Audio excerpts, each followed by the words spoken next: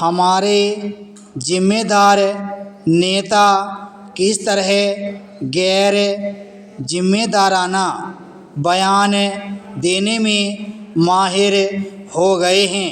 यह राहुल गांधी के इस कथन से फिर सिद्ध हुआ कि विदेश मंत्री एस जयशंकर इसलिए बार बार अमेरिका जा रहे थे ताकि भारतीय प्रधानमंत्री को डोनाल्ड ट्रंप के शपथ ग्रहण समारोह में बुलाया जाए।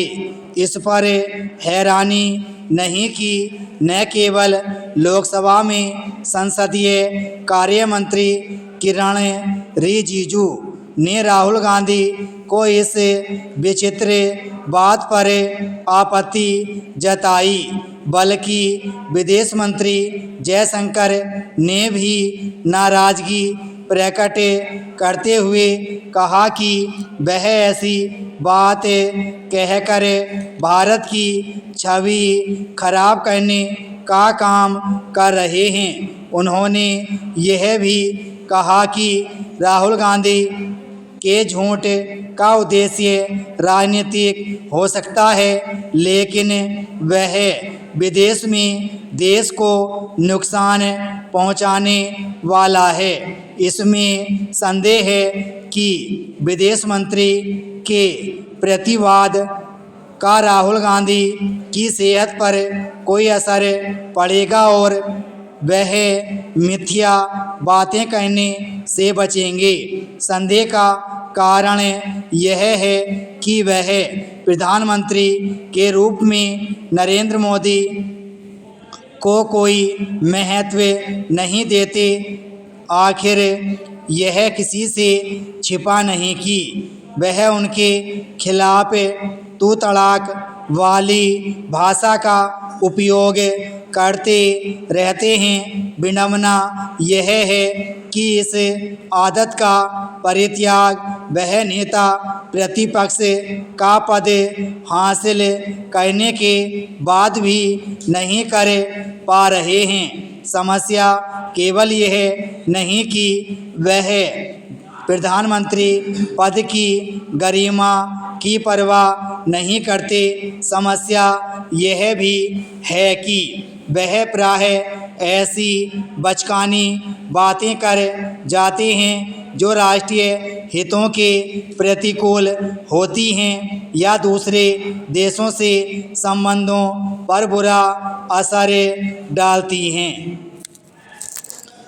जब राहुल गांधी राफेल विमान सौदे में कथित दलाली खोज लाए थे तो यहाँ तक कह गए थे कि खुद फ्रांस के राष्ट्रपति ने उन्हें बताया था कि दोनों देशों में ऐसा कोई समझौता नहीं जो राफेल विमान की कीमतें बताने से रोकता हो। उनके इस झूठ का खंडन फ्रांस की सरकार को करना पड़ा था। इसी तरह डोकलाम विवाद के समय वह विदेश मंत्रालय को बताए बिना चीनी दूतावास जाकर उसके राजदूत से मिल आए थे। यह बात जब सार्वजनिक हुई तो कांग्रेस ने पहले खंडन किया, फिर यह बेतुकी सफाई पेश की कि वह विवाद की वजह समझने चीनी राजदूत से मिलने गए थे। इसकी भी अनदेखी नहीं की जा सकती कि जम्मू कश्मीर से अनुच्छेद 370 हटाए जाने के मोदी सरकार के फैसले की राहुल गांधी इनकी अनावश्यक आलोचना को पाकिस्तान ने अपने पक्ष में भुनाने का काम किया था। अब भी वह सीमा विवाद पर चीन की बातों को अहमियत देते हैं और भारत सरकार की जानकारी पर यकीन नहीं करते।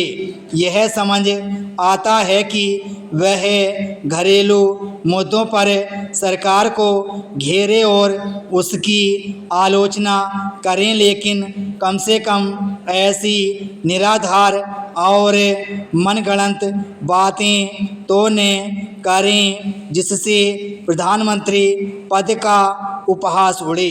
विराम स्टॉप।